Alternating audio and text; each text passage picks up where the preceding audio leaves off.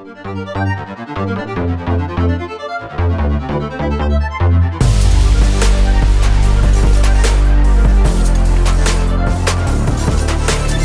बच्चों and welcome back to explore interesting.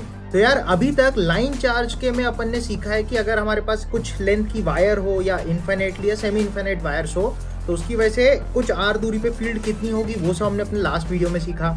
इसके अलावा हमने आर की वजह से कितनी फील्ड हो सकती है उसके लाइन ऑफ सिमेट्री पे, वो अभी अपन ने जाना। ठीक है, इसके बाद जो नेक्स्ट अपने इस सीक्वेंस में आता है वो अपना ये वाला है, यूनिफॉर्मली चार्ज रिंग की वजह से उस रिंग की एक्सिस पे किसी एक पॉइंट पे इलेक्ट्रिक फील्ड कितना होगा। तो इस वीडियो में अपन जानेंगे कि वो इलेक्ट्रिक फील्ड कितना होगा, उसको कैसे डिराइव करते हैं, और एक और इम्पॉर्टेंट बात अपन सीखेंगे कि जो इलेक्ट्रिक फील्ड का वेरिएशन है उसके एक्सिस पे कैसे करके होता है। तो एक बहुत ही इंटरेस्टिंग बात अपन को सीखने को मिलेगी। So let's get started with this video. तो इस डेरिवेशन के लिए अपन ने एक रिंग ले रखी है जो कि बेसिकली यूनिफॉर्मली पॉजिटिव चार्ज है। ठीक है, नेगेटिव होगा तो टुवर्ड्स द रिंग होगा और पॉजिटिवली चार्ज रिंग होगी तो अवे फ्रॉम द रिंग जो इलेक्ट्रिक फील्ड आएगी वो होगी। ठीक है, इस डेरिवेशन का एक इंपॉर्टेंट बात ये है कि ये जो रिंग है उसका जो चार्ज का डेंसिटी है कि चार्ज किस तरीके से डिस्ट्रीब्यूटेड है उसको अपन लैम्डा ले सकते हैं, जैसा कि हमने पहले भी लिया है। राइट, तो इसका चार्ज डेंसिटी अपन लैम्डा ले लेते हैं। अब आप सोचो ऐसे एक रिंग है, उस रिंग की वजह से उसके एक्सिस पे जो फील्ड होगी वो कैसे आएगी, छोटे छोटे पार्ट्स की वजह से आएगी अलग अलग, क्योंकि हर एक पार्ट ऐसे ऐसे ऐसे ऐसे अलग अलग डायरेक्शन में फील्ड लेगा। राइट, तो उस पॉइंट पे फील्ड कुछ देगा। तो अपन बोल सकते हैं यहाँ पे एक छोटा सा एलिमेंट अगर मैं कंसिडर करूं जिसकी लंबाई छोटी सी डीएल अपन सोच सकते हैं, उस डीएल एलिमेंट की वजह से जो यहाँ पे फील्ड आएगी वो कुछ ऐसा आएगा इस डायरेक्शन में। राइट, इस छोटे से एलिमेंट की लेंथ अपन ने डीएल ली है और इसमें जो छोटा सा चार्ज होगा उसको मैं डीक्यू बोल देता हूँ। अब इस छोटे से डीक्यू चार्ज की वजह से जो फील्ड आएगी वो बहुत छोटी सी होगी तो उसको अपन डीई बोल सकते हैं। राइट, अब आप सोचो कि ये वाला जो अपन ने एलिमेंट कंसिडर किया इसका जुड़वा भाई एक यहाँ भी बैठा होगा, उसकी वजह से जो फील्ड है वो इस तरफ आएगी। तो अपन एक चीज सोच सकते हैं कि ऐसे करके सारे जितने भी फील्ड आएंगे वो ऐसे ऐसे निकल रहे होंगे। राइट, यहाँ पे ऐसे ऐसे ऐसे ऐसे करके निकल रहे होंगे। अब इन सारे फील्ड्स का एक कंपोनेंट ऊपर नीचे इस तरीके से आएगा, मतलब वाई डायरेक्शन में आएगा, और एक कंपोनेंट एक्स डायरेक्शन में आएगा। राइट, तो यहां अपन सोच सकते हैं कि एक्स डायरेक्शन वाले सारे फील्ड्स एडअप हो जाएंगे, लेकिन वाई वाले जो सारे फील्ड्स है वो एक दूसरे को कैंसिल आउट कर जाएंगे। जैसे इसका नीचे आएगा वाई और इस वाले का इधर फील्ड आएगा तो उसका ऊपर वाला वाई देखो कैंसिल आउट हो जाएगा। तो इन दोनों के अल्टीमेटली एक्स वाले एडअप हो जाएंगे, तो जो भी नेट फील्ड आएगी वो इस तरफ ही आने वाली है। ठीक है, तो अपन ये बोल सकते हैं अगर सपोज ये जो फील्ड है यहाँ पे कुछ एंगल थीटा बना रही है तो ये एंगल भी थीटा हो जाएगा। तो मैं बोल रहा हूँ डीई के जो कॉस कंपोनेंट होंगे इस डायरेक्शन में, ये सारे डीई कॉस थीटा अगर अपन निकाल ले तो अपन को नेट फील्ड इस रिंग की वजह से मिल जाएगा। ठीक है, तो इसी को देखते हैं कैसे अपन लिख सकते हैं। यहां पे नोट करने वाली बात यह है कि हम किसी x दूरी पे एक पॉइंट कंसीडर कर रहे हैं जहां पे ये x फिक्स्ड है, परंतु ये जो अलग अलग एलिमेंट है अलग अलग पोजीशन पे इनका वेरिएशन हो रहा है, मतलब अलग अलग एलिमेंट अपन ले रहे हैं। तो अब अगर मुझे नेट फील्ड निकालनी है तो मुझे इन सारे डी कॉस थीटा का इंटीग्रेशन करना होगा। राइट, तो अपन लिख सकते हैं ई नेट बराबर integration of D E cos theta. अभी लिमिट्स में आपको बताता हूं। ठीक है, अब आप सोचो डी क्या होगा, छोटे से पॉइंट चार्ज की वजह से जो फील्ड होती है के क्यू बाय आर स्क्वायर होती है।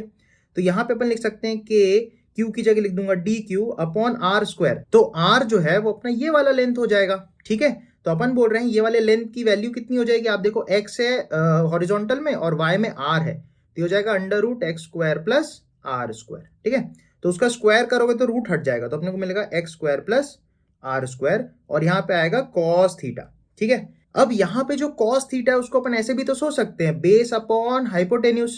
राइट, तो कॉस थीटा को मैं बेस अपॉन हाइपो करके लिख रहा हूं तो ये बन जाएगा K D Q upon X square plus R square. Cos theta हो जाएगा बेस माने एक्स अपॉन में लिख देंगे under root of X square plus R square. ठीक है, तो अब आप नोटिस करो यहाँ पे X square plus R square की पावर 1 है और यहाँ पे X square plus R square की पावर हाफ है, तो पावर एड अप हो जाती है। तो अपन को मिल जाएगा K X D Q upon X square plus R square की पावर 3/2। ये अपना ई नेट आने वाला है, इसका इंटीग्रेशन अभी करना है अपन को ऐसा। ठीक है, अब आप सोचो इस पूरे एक्सप्रेशन में के कांस्टेंट है, एक्स कांस्टेंट है, डिनोमिनेटर भी तो कांस्टेंट है, तो ये जो छोटा छोटा चार्ज है यही वेरिएबल है। तो अगर मैं रिंग के छोटे छोटे डी क्यू सारे जोड़ दूंगा तो D Q plus D Q plus D Q करते करते जितना भी इकट्ठा होगा तो वो तो पूरा चार्ज ऑफ द रिंग बन जाएगा, राइट। तो ऐसा करके अपन लिख सकते हैं इस वैल्यू को, डी क्यू का इंटीग्रेशन 0 से लेके क्यू तक के लिए हो जाएगा, सिर्फ डी क्यू का इंटीग्रेशन अपन कर पाएंगे, राइट। तो जो नेट इलेक्ट्रिक फील्ड अपन को मिलने वाली है ना, उसमें बस अपन को डी क्यू का इंटीग्रेशन करना पड़ेगा, that will give us total charge Q. तो जो अपना ई नेट आ जाएगा ना यार, वो आ जाएगा K Q X upon R square plus X square की पावर 3/2, जहां पे क्यू की वैल्यू अपन रख सकते हैं कैसे करके, अपन को पता है लेमडा है कितना चार्ज कितने लेंथ में डिस्ट्रीब्यूटेड है, ठीक है। तो अपन लिख सकते हैं क्यू चार्ज 2πr लेंथ में डिस्ट्रीब्यूटेड है, तो यहां से अपन लेमडा के टर्म्स में भी वैल्यू यहां पे पुट अप कर सकते हैं। पर यहां पे मैं आपसे बताना चाहूंगा कि आप अगर इस फॉर्मेट में इस फॉर्मूले को याद रखोगे ना तो ज्यादा फायदा होगा, क्योंकि जनरली जो क्वेश्चंस होते हैं ना वो इसी फॉर्मेट में अपन को दिए होते हैं, ठीक है। तो अपना जो net field on the axis of the ring हो जाएगा, that will be K Q X upon R square plus X square की पावर 3/2। तो इस फॉर्मूले में जो नोट करने वाली 2-3 चीजें हैं वो मैं आपसे शेयर करना चाहता हूं। सबसे पहली चीज ये है कि आप अगर सोचो x को 0 पुट करो तो आप नोट करोगे ये पूरी वैल्यू 0 हो जाएगी। किसी भी रिंग के सेंटर पे जो फील्ड होती है वो 0 होती है, क्योंकि सारे एक दूसरे को कैंसिल आउट कर जाते हैं, राइट। तो यहाँ पे जो फील्ड मिलेगी वो 0 मिलेगी। अब आप जैसे जैसे x को बढ़ाओगे ना तो ये जो इलेक्ट्रिक फील्ड का वेरिएशन है उसका अगर मैं ग्राफ बनाऊं x के साथ में तो अपन को कुछ ऐसा वेरिएशन देखने को मिलता है, ऐसा ओके, और फाइनली इन्फिनिटी पे ये 0 होता है। मतलब इस एक पॉइंट पे कहीं पे इलेक्ट्रिक फील्ड का मैक्सिमा आता है, क्योंकि ये फंक्शन ही कुछ इस तरीके का है कि इसका एक मैक्सिमा अपन को मिलता है। और कितने पे मिलता है ये पॉइंट अपन को याद रखना है। ये जो पॉइंट है ये x बराबर r/√2 पे मिलता है। मतलब अगर मैं x की वैल्यू r/√2 पुट करूं तो उस पॉइंट पे electric field due to ring जो होगी वो मैक्सिमम वैल्यू लेगा। इसी तरीके से आप left side of the ring में सोचोगे तो लेफ्ट साइड में जो फील्ड होगी वो तो इस तरफ होगी, राइट में जो फील्ड आ रही थी इधर आ रही थी, लेफ्ट में फील्ड अपोजिट तरफ हो जाएगी, राइट। तो अगर अपन लेफ्ट साइड का ग्राफ बनाएंगे तो मिरर इमेज जैसा कुछ बनेगा लेफ्ट में भी, तो इसको आप सोच सकते हो कुछ ऐसा टाइप का बनेगा, इन्फिनिटी पे जाके वो 0 हो रहा होगा। तो यहां पे आप ध्यान रखो, दो ऐसे पॉइंट्स होते हैं जहां पे इलेक्ट्रिक फील्ड का मैक्सिमम अपन को मिलता है। एक होता है +r/√2 और एक पीछे की तरफ होता है -r/√2। मतलब x की वैल्यू आप -r/√2 पुट करोगे तो वहां पे भी इलेक्ट्रिक फील्ड का मैक्सिमम अपन को मिलता है। एक और इंटरेस्टिंग बात यहाँ पे ये है, आप अगर हॉरिजॉन्टली एक लाइन खींचते हो कुछ इस तरीके से तो आप देख सकते हो आपको दो ऐसे पॉइंट्स मिलेंगे जहां पे इलेक्ट्रिक फील्ड की वैल्यू सेम है। मैंने y एक्सिस में इलेक्ट्रिक फील्ड बनाई है, x एक्सिस में दूरी है, तो ऐसे दो पॉइंट मिलेंगे जहां इलेक्ट्रिक फील्ड सेम होगी। सिमिलरली नीचे की तरफ से भी आप सोचोगे तो आप अगेन यहां देखोगे दो ऐसे अगेन पॉइंट्स मिलेंगे जहां पे इलेक्ट्रिक फील्ड सेम है।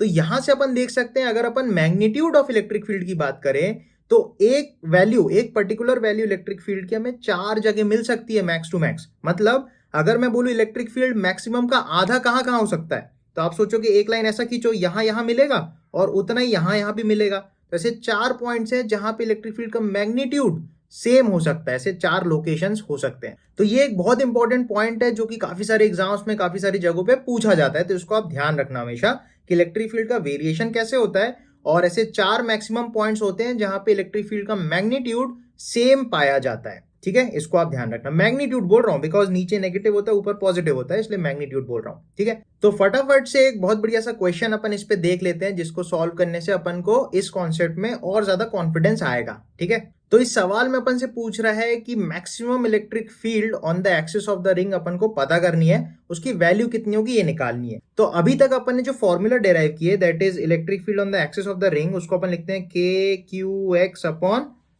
Are square plus X square की पावर 3/2। तो अपन ने अभी जो फॉर्मूला डेराइव किए उसी की मदद से इसको सॉल्व करने वाले हैं, ठीक है। अब क्वेश्चन ने पूछा है मैक्सिमम इलेक्ट्रिक फील्ड कितनी होगी, तो सबसे पहली बात है कि मैक्सिमम इलेक्ट्रिक फील्ड कहां पे मिलेगी, तो उसका भी अपन ने देखा था r/√2 पे मैक्सिमम इलेक्ट्रिक फील्ड मिलती है। तो आप क्या करो, x बराबर सबसे पहले r/√2 पुट कर दो, तो आपको इलेक्ट्रिक फील्ड की जो वैल्यू है वो मिलेगी के क्यू, एक्स की जगह आएगा r/√2, तो डिनोमिनेटर में आपको मिलेगा r² प्लस r²/2 की पावर 3/2। तो नीचे क्या बन जाएगा, नीचे बनेगा 3/2 r² की पावर 3/2, तो यहाँ बनेगा 3/2 r² की पावर 3/2। तो यहां से आप नोट करोगे इलेक्ट्रिक फील्ड की जो वैल्यू निकल के आएगी that will be K Q. अब देखो यहां से r³ निकलेगा डिनोमिनेटर में, ठीक है, ऊपर से कट जाएगा, तो मतलब नीचे बोल सकता हूं एक r² बचा रह जाएगा और यहां पे आएगा 1/√2 और यहां पे मिलेगा 3/2 की पावर 3/2। तो इसको थोड़ा सा सॉल्व करोगे तो आपको मिलेगा 2 की पावर 3, मतलब अपन को मिलेगा 8 KQ अपॉन R² और नीचे मिलेगा 3 की पावर 3/2। तो ऐसा कुछ रिजल्ट अपन को मिल जाएगा। तो बेसिकली अपन को ये रिजल्ट तो याद नहीं रखेंगे तो भी चलेगा, लेकिन अपन को ये बात ध्यान रखनी है कि मैक्सिमम इलेक्ट्रिक फील्ड कितने पे आती है, तो दैट इज R/√2 पे मैक्सिमम इलेक्ट्रिक फील्ड मिलती है। इसमें एक और वेराइटी के सवाल आते हैं, वो अपन फटाफट देख लेते हैं, तो बहुत आसान हो जाएगा इनको सॉल्व करना। तो कभी कभी क्या करता है ना, अपन को बोलेगा कि जैसे एक स्क्वायर है या पेंटागन है, हेक्सागन है, रेगुलर पॉलीगॉन है, उसके कोनों पे चार्ज रख देगा और अपन से बोलता है कि उस स्ट्रक्चर के एक्सिस पे कुछ दूरी पे अलोंग द एक्सिस फील्ड कितनी होगी। ठीक है, तो अपन को ध्यान रखना है, सपोज यहाँ पे एक ऐसा स्क्वायर उन्होंने बनाया जिसमें Q1 Q2 Q3 Q4 charges रख दिए। अब पूछेगा एक्स दूरी पे अलोंग द एक्सिस कितनी फील्ड होगी। तो इसको करने के लिए बिल्कुल सिंपल सा आप सोचो कि एक रिंग ही है, उस रिंग में Q1 plus Q2 plus Q3 plus Q4 charge है। ठीक है, तो यहां से आप देखोगे कि आप अगेन वो फॉर्मूला यूज कर सकते हो, दैट इज के Q की जगह आप रखना Q1 plus Q2 plus Q3 plus Q4 into x upon R² plus x² की पावर 3/2। इस फॉर्मूले का आप यूज कर सकते हो, बस इससे शर्त यह है कि अलोंग द एक्सिस आपको फील्ड मिलेगी। ठीक है, जैसे अगर मान लो ये दोनों सेम साइन के चार्ज है, Q है और ये वाला भी Q है, मान लो ये -Q है, तो आप देखोगे नेट चार्ज कितना हो गया, 1 2 3, ये तीनों प्लस में थे तो एडअप हो जाएंगे 3Q, उसमें से एक चला गया तो बचेगा 2Q, तो यहाँ पे आप 2Q रख देना, नेट जो भी होगा। ठीक है, और x की जगह पे जो भी दूरी होगी वो आप रख देना। ठीक है, अब मुद्दे की बात ये कि r कैसे लेंगे, तो यहाँ पे मैं आपसे बोलूंगा कि अगर एक स्क्वायर होगा तो आप नोट करो सेंटर से लेके इस कोने की दूरी जो होगी वो r होगी, क्योंकि यहाँ पे आप सर्कल में देखोगे तो ये r होगा, राइट। तो आपको क्या करना है, ये वाला रेडियस की वैल्यू यहाँ पे रखना है। तो इसके लिए अपन को क्या जुगाड़ लगाना है कि स्क्वायर का जो भी साइड दिया हो, मान लो d साइड दिया हो, तो वहां से r निकाल के लाना पड़ेगा d के टर्म्स में। तो यहाँ पे जैसे अपन देख सकते हैं कि ये भी d होगा, ये भी d होगा, तो ये कितना होगा d√2, तो उसका आधा, तो बोलेंगे d√2 अपॉन 2, तो ये मिलेगा d/√2 बराबर r। तो ये r की वैल्यू यहाँ पे आप पुट करना, तो आपका पूरा क्वेश्चन सॉल्व हो जाएगा। बस यहाँ पे बात का ध्यान ये रखना है कि यहाँ से जो भी इलेक्ट्रिक फील्ड की वैल्यू मिलेगी ना, वो अलोंग द एक्सिस वाली फील्ड की वैल्यू मिलेगी।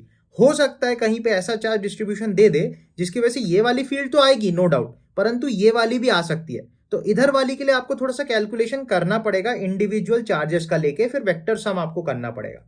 जैसे एग्जांपल के लिए मैं एक बार बता देता हूं, जैसे थोड़ी देर के लिए अपन मान सकते हैं कि इस वाले चार्ज को मैं मान लो Q बोल दिया, इसको 2Q बोल दिया, इसको -Q बोल दिया, इसको 4Q बोल दिया। अब ऐसा कुछ ऊटपटांग सा दे दूंगा अगर, तो होगा क्या, अलोंग द एक्सिस तो आप निकाल लोगे इस फॉर्मूले से, बिल्कुल सही आएगा, कोई दिक्कत नहीं। पर अब ये भी हो सकता है कि इस डायरेक्शन में भी कुछ फील्ड आ रही हो, तो उसके लिए कैसे निकालोगे, 4Q की वजह से ऐसा आएगा, 2Q की वजह से ऐसा आएगा, इस Q की वजह से ऐसा आएगा और इस माइनस वाले की वजह से ऐसा आएगा। तो ये जो 4 एरो बनाया ना, इनका वेक्टर सम अपन को निकालना पड़ेगा परपेंडिकुलर टू द एक्सिस, इस तरीके से। तो वो अगेन अपन वेक्टर वे में कर सकते हैं, डुएबल है, कोई दिक्कत नहीं है।